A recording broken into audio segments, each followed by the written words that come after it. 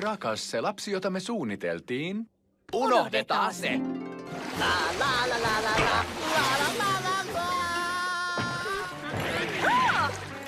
Paavo, kuulin sinun hoilottamisesi kilometrien päästä.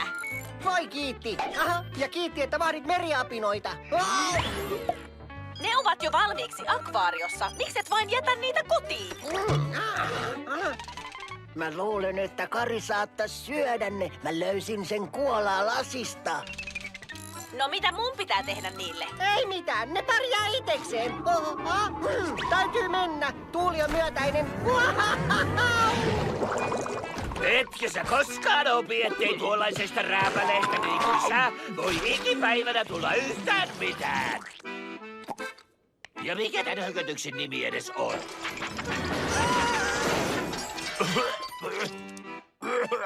Se on valloituskone. Ai. Todella typerää. Huomenta. Huomenta. Hei, sun goldfish-masinas jäi tänne! Kas noin.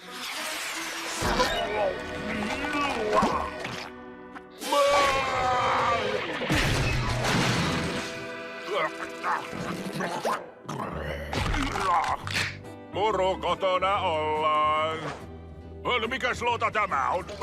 Nuo ovat Paavon meriapinat. Älä sinä niistä huoli. Jatkan television katsomista.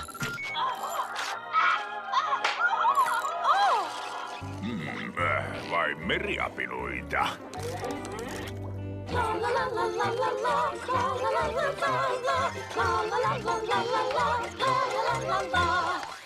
Hetkinen, olenko aloittanut maailmanvalloituksen väärästä paikasta? Ehkä pitäisi aloittaa pienestä ja edetä siitä huipulle.